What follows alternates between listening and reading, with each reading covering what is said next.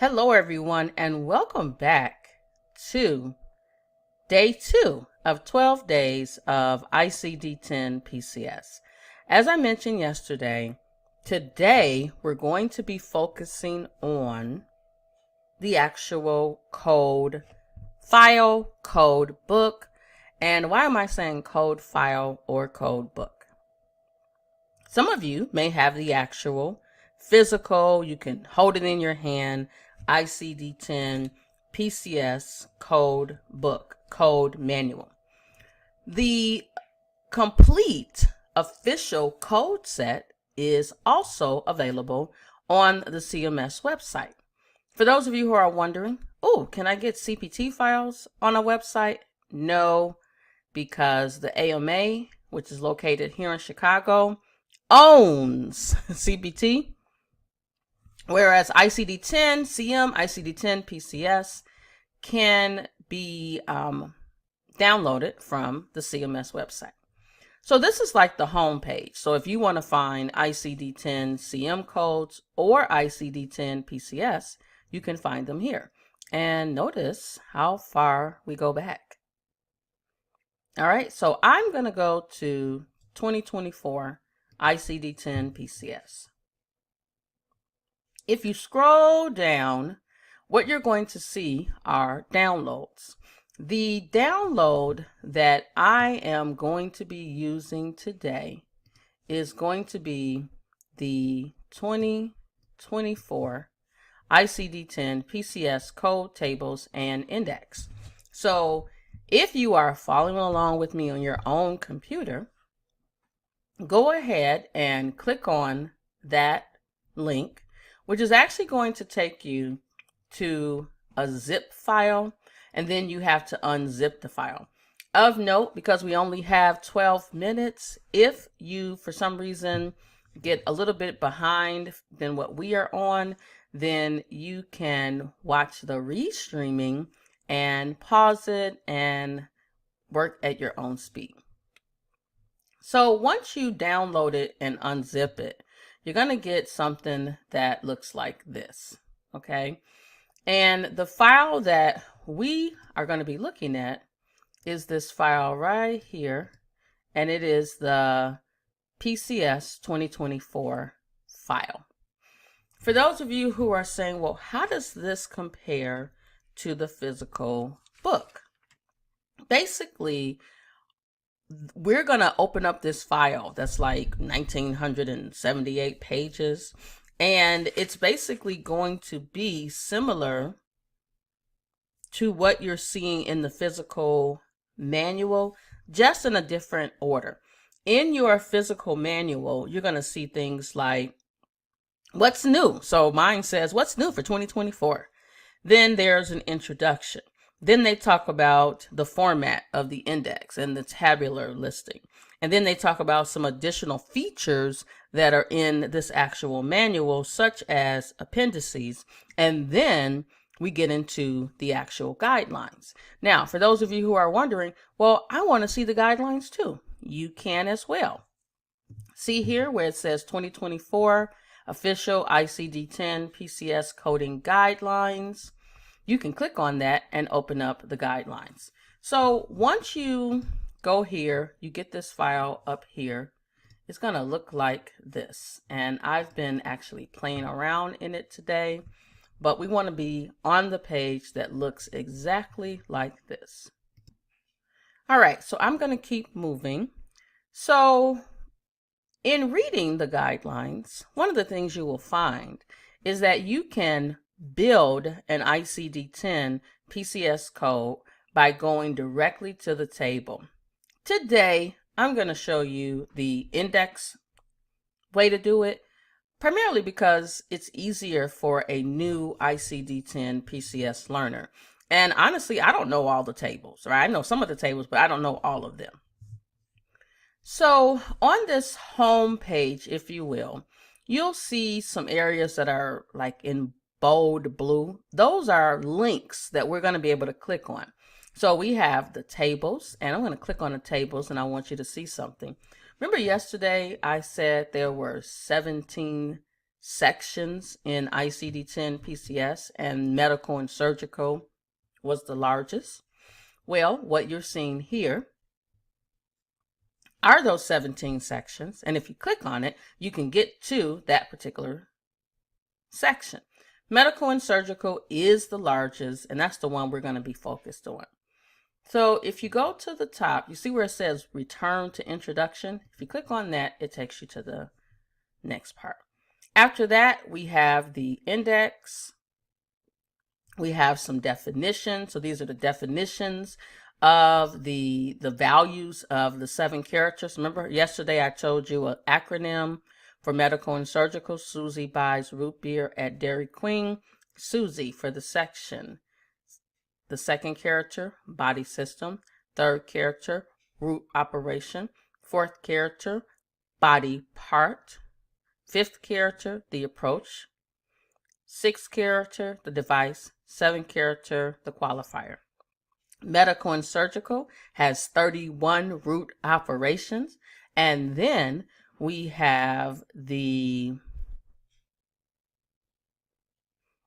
approaches, and there are 7 of them. We talked about that yesterday. And don't forget, I asked you a question yesterday about devices and what are the 4 types of devices. So who has an answer to that question that I asked you yesterday? One of the things about coding, when you see it, when you hear it, when you discuss it, you remember it. But it takes time. It does not happen overnight. All right, so what we got going on? So we talked about, or I identified definitions. Then you have body part key, device key, substance key, device aggregation table.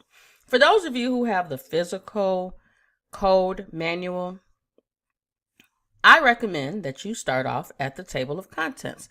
I love a good table of contents because it tells me what's in the actual book that I'm looking at.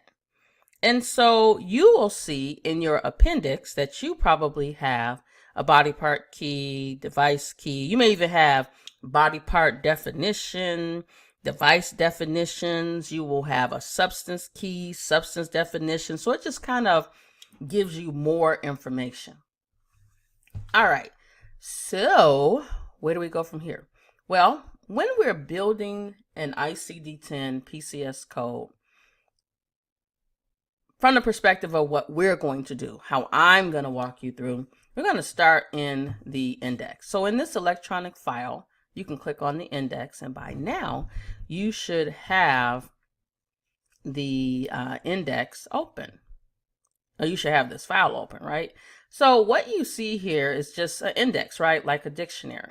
And so what you have to do is to select the letter of where you want to begin. So I'm going to start with the letter R. And what you're going to notice is that you're going to see all types of options. So here we see radial artery arterial venous fistula, which means we could look up the name of the procedure and potentially get to the table. But of note, with ICD-10-PCS, just like any other coding system, we can never, ever, ever, ever, repeat after me, ever code from the index. But if you get confused and you're like, I don't know what root operation is, you may be able to look up the procedure. You also, if you're confused about the body part, you may be able to look up the body part in the index and it'll send you to where you need to go. So just look at the options. Remember I said it was so many body systems in medical and surgical? Well, that's because, well, you know, there are lots of options in ICD-10-PCS. All right, so the first root operation that I ran into is reattachment. Oh, of note, starting tomorrow, day 3, we're going to start to talk about root operations. In medical and surgical, there are 31 root operations, and we're going to spend a few days climbing through the 31 root operations. All right, so one root operation is reattachment. That's where you're putting something back to close to or where it belongs. And then under reattachment, you see all the options. Reattachment of what? Remember how I said the codes are organized by section, body system, root operation, body part. What you're seeing in this index is once you identify the root operation and then you identify the body part, the index is going to give you a 3-character code, 4-character code, 7-character code. It doesn't matter. You still have to look it up. So let's say this was a reattachment of the bladder. If I click on 0TMB, something I want to tell you. The letter O and I are not used in ICD-10-PCS, to not be confused with 0 and 1. So once I click on it, I'm then brought to the table. And notice 0 is medical and surgical. That's the section. There are 17 sections in ICD-10-PCS. Why am I repeating that? The more you hear it, you will remember. Then we have the body system, and in this case, it is the urinary system. And then the root operation is M for attachment or reattachment, which is putting back in or all a portion of a separated body part to its normal location or suitable location. Those are the first 3 characters. Underneath there, you have your body parts. And notice that the body parts are divided into, in this particular case, right and left, bilateral. So I said that it was the bladder. And so it's 0TM, and then the 4th character of B for the body part. Now, in my documentation, which I'm just making this up for purposes of discussion for today, I have an option of approach for open or percutaneous endoscopic. Then we have device and qualifier. Of note, on my YouTube channel, I do have some ICD-10-PCS videos where I talk about approaches in more detail and some other areas of ICD-10-PCS. They are a couple of years old, but the concepts are still the same, and you will find them to be helpful because we only have 12 minutes. And as I mentioned earlier, this is my last year teaching coding. I am hanging up my hat. That's what I say today, right? That's what I believe is going to happen. All right, so let's say the approach was percutaneous endoscopic. So that's a number 4, then no device and no qualifier. Now, in this version of the manual, it's electronic. You can click back to the top and it takes you right back to the table.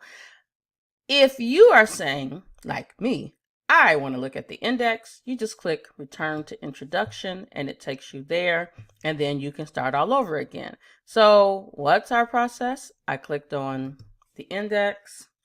From there, I looked at my options and I am determining what's my root operation. Now, pacemaker is not a root operation, right? It's something that they put into a body. So I want you to remember that sometimes you can go to the name of the procedure. It can get you to the table and you can continue building your code. But it goes a little deeper than this. And why did I pull this up? Because someone said, I think maybe last week, how do we code pacemakers in ICD-10-PCS? And there's a whole discussion about that. We probably won't be able to get into that deep in our 12 minutes, but I wanted to call this out because this is where you could start. But there are some other things that you need to know. And I think the most important thing you need to know is, from a clinical perspective, how they put the pacemaker in, right? How they're making the subcutaneous pocket and where the leads are placed. You have to understand the procedure before you can code it. All right, so I'm going to go back to the top, return to introduction. It has already been 12 minutes. Tomorrow, we will start with the 31 root operations, and we will build codes using this manual. I'll see you tomorrow.